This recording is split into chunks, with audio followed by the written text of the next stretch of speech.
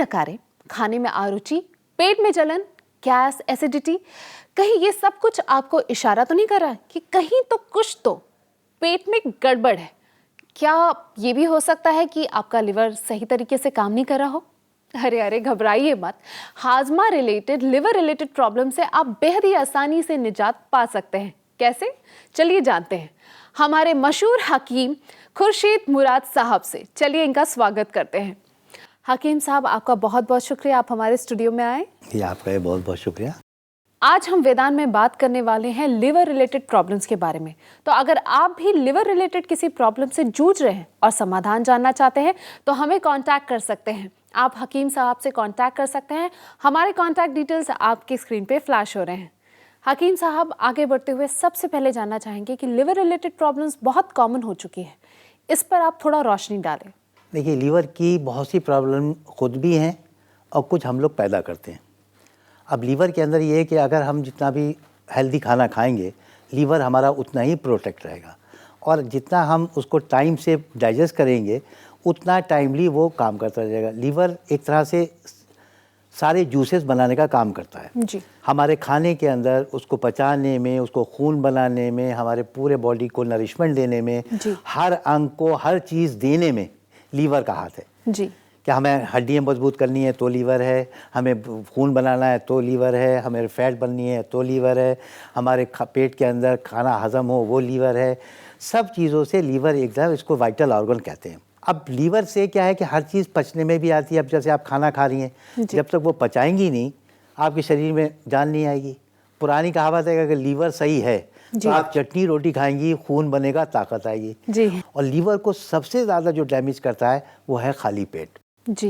मैंने बताया घड़ी के हिसाब से, जैसे हमने उसे मालूम है कि 2:01 पे खाना खाते हैं जी। तो वो 2:01 पे वो जूसेस निकालना शुरू कर देगा जी। अब आप करने खा कुछ नहीं रहे, खाली पेट है, तो सारे एसिड बनाते चले जाएंगे जी। जलन करेंगे, अल्सर पैदा करेंगे, फिर खाने इसके बाद भी बल्जिंग होती रहेगी, डकार लेते रहेंगे, ये लगेगा जैसे इंडाइजेशन हो रहा है।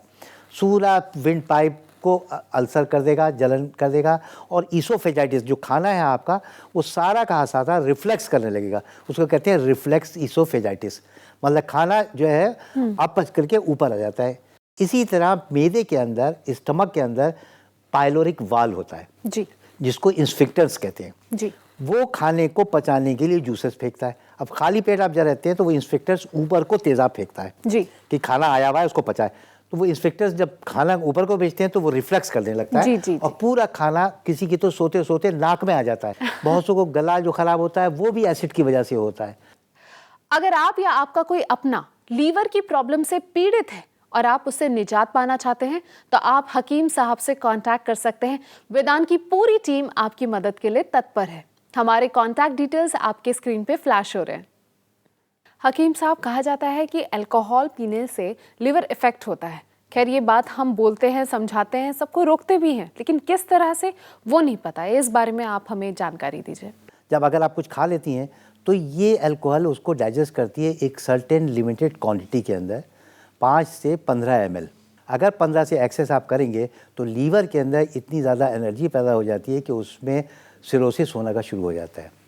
एक बार लीवर सिरोसिस हो जाता है तो लीवर फिर पचाने के काबिल नहीं रहता है, बल्कि ब्लड भी बनाने के काबिल नहीं रहता है। फिर उसके अंदर लीवर से पानी बनना शुरू हो जाता है, जिसको हम असाइटिस कहते हैं, और पूरा पेट पानी भर जाता है और आदमी का डायरिया रिकरेंट होता है, वोमिटिंग होती है, फीवर आता है, और पैरों में, मुंह पे स्वेलिंग आना शुरू हो जाती है, और यहाँ तक होता है कि पोर्टल वेन कभी कभी बस्ट हो जाती है तो उसके किसी भी अपर्चर से ब्लीडिंग हो जाती है। तो उसको पोर्टल वेन को पहले एंडोस्कोपी डाल के उसको फौरन इमीडिएटली बंद करना पड़ता है, वरना हेपेटाइटिस में आदमी कभी कभी वो, एक तो लीवर का सिरोसिस का हो गया। इसी तरह मैं आपको बता रहा था कि हेपेटाइटिस भी होते हैं जो 4 तरह के होते हैं, ए बी सी ई। ए और ई जो है वो तो पानी आपने कहीं से गलत पी लिया, किसी ने वो दे दिया वो, तो उससे लीवर डैमेज हो जाता है। एक होता है कि किसी ने ब्लड आपका, अब बी और सी जो है वो ब्लड कहीं से गलत आपका चढ़ जाए, इन्फेक्टेड ब्लड हो, तो वो चढ़ने से भी सेम सिम्टम जो इसमें आते हैं, सिम्टम सेम होते हैं, डिजीज़ अलग होती है। वो सिरोसिस में चला जाता है या हेपेटाइटिस में चला जाता है। और हेपेटाइटिस के बाद इतना लीवर बेकार हो जाता है कि आपने सुना होगा कि जहाँ किडनी ट्रांसप्लांट हो रहे थे वहीं लीवर ट्रांसप्लांट होते हैं, क्योंकि बर्नर नहीं होता है, खून कम होना चाहता है, बॉडी वो हो जाती है, वॉमिटिंग होती है और फिर अल्सर पैदा हो जाते हैं और इतना सीवियर एसिडिटी होती है उसके अंदर कि पूरे पेट हाथ सब में जाले होते हैं और एक आदमी पानी भी नहीं पीता, पानी पीने से नौशिया होता है जी। पानी पिया और वॉमिटिंग शुरू हो गई। फिर लीवर के अंदर उसमें जो बाइल बनता है वो इतना ज़्यादा हो जाता है कि कभी कभी बाइल क्योंकि हमारे स्टमक में आने से हमारा हाजमा बनाता है, वो स्टमक में ना गिर के ब्लड में मिलना शुरू हो जाता है जी।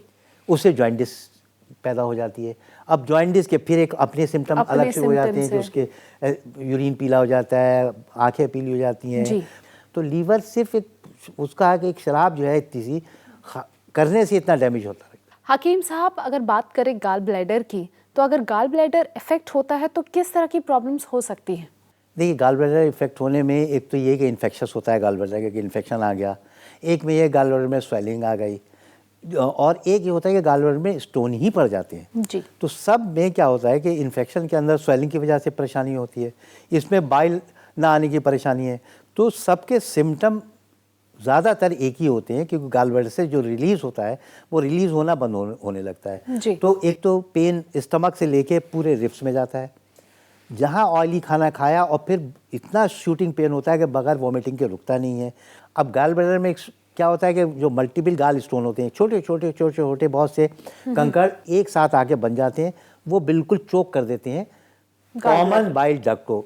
एक बाइल डक्ट होती है, उसके अंदर ये लटका रहता है, ये बाइल डक्ट लगी होती है लीवर से बाइल बना, ब्लैडर में आके स्टोर हो गया और ये कॉमन बाइल डक्ट स्टमक में खुल गई जहाँ वो खाने को पचाती है। अब ये जितना भी हमने खाना खाया उसके अकॉर्डिंगली नेचर ने यहाँ बना रखा है रिजर्वायर कि इतना हमें जाना है बाइल, इसके अलावा हमारे अंदर रहेगा जी। अब हमने खाना उतना पचा लिया, ये यहीं, अब एक्सेस हमारे स्टमक में नहीं गया। जब एक्सेस जाता है तो उसके सिम्टम और बुरे होते हैं। अब जब स्टोन हमने इसका निकाला तो एक्चुअली स्टोन नहीं निकल सकता, ये पूरा गाल ब्लैडर रिमूव करना पड़ता है। तो अब ये जब काट दिया तो ये डायरेक्ट कॉमन बाइल डक्ट से पूरी एक लाइन बन गई, जो हमारा एक्स्ट्रा वायर था वो ख़त्म हो गया। अब जितना लीवर बाइल बनाता है सारा स्टमक में आता है, तो उसके साइड इफ़ेक्ट इतने होते हैं कि अब डायरिया होने लगता है, फ्लैचुलेंस होने लगता है, क्यों अब जितना बन गया सबका सब आ गया, उतना तो आया नहीं जितना इसको ज़रूरत थी पचाने के लिए, वो एक्सेस में आ जा रहा है। तो अब एक्सेस की वजह से उसके जो एक्सेस के सिम्टम हैं वो आना शुरू हो जाते हैं। डायरिया बहुत ज़्यादा होता है, पेट दर्द बराबर रहता है और ऑफ एंड ऑन गैस बनती ही रहती है, इनडाइजेशन रहता है कि हमारे पचाने में चाहिए था उसको इतनी क्वांटिटी, पहुंच गई इतनी क्वांटिटी, तो उसका साइड इफ़ेक्ट शुरू हो जाता है। अगर लिवर रिलेटेड पेशेंट कोई आपके यहाँ पे आता है तो आप वेदांत में उसे किस तरह का ट्रीटमेंट करते हैं? क्या नेचुरली ठीक किया जाता है उसे? ठीक, नेचुरली तो इसका सब मैंने बताया कि आपको जैसे सब प्रिकॉशन ही है आपके कि आप खाली पेट मत रखिए, खाना खाइए तो पानी पहले पीजिए, खाने के बीच में मत पीजिए, खाने के 20 मिनट के बाद पानी पीजिए, तो आपका सारा खाना पच जाएगा और वो इंडाइजेशन भी नहीं होगा, वो भी रहेगा। फिर खाने को कहते हैं 4 हिस्से पेट के करिए जी। 2 हिस्से खाना खाइए, 1 हिस्सा पानी पीजिए, 1 हिस्सा हवा के लिए रखिए। अच्छा। अगर ये फॉलो करते हैं फार्मूला तो ज़िंदगी भर ना लीवर ख़राब होगा ना आपकी सेहत ख़राब होगी। हकीम साहब, एक बार फिर से आपने हमें इतनी सारी इंपॉर्टेंट इन्फॉर्मेशन दी। अगर ये चीज़ें हम अपनी डेली लाइफ में फॉलो करें तो शायद हमारी सेहत और भी अच्छी हो जाएगी और भी इम्प्रूव्ड हो जाएगी। Thank you so much for coming to our studio. आपका भी बहुत बहुत शुक्रिया कि आप कम से कम लोगों की फ़िक्र हमारी फ़िक्र और सबको अवेयरनेस इस माध्यम से मिलती जी, सबसे बड़ी खुशी। जी बिल्कुल, थैंक यू सो मच। अगर आप हमसे कोई सवाल पूछना चाहते हैं, कुछ जानना चाहते हैं तो संपर्क कर सकते हैं। हकीम साहब और वेदांत की पूरी टीम आपकी मदद के लिए तत्पर है। हकीम खुर्शीद मुराद से कोई भी सवाल पूछने के लिए आप हमें संपर्क कर सकते हैं। Vedant India 136/A civil lines, circuit house crossing, Bareilly 243001। हमारे फोन नंबर्स हैं 08881333777, 0581606337। हमारी मेल आईडी है dramid@vedantclinics.com, consult@vedantclinics.com। हमारी वेबसाइट है www.vedantclinics.com। एक विश्वास है नेचर का, एक भरोसा है नेचुरोपैथी का, जिसके जरिए वेदांत ने आपसे सेहतमंद जिंदगी का वादा किया है। जी हाँ, वेदांत से इसी तरह से जुड़े रहिए। हम फिर मिलेंगे अगले एपिसोड में। Till then you take care, क्योंकि हमें आपकी फिक्र है। For more videos, subscribe to our channel, Care World.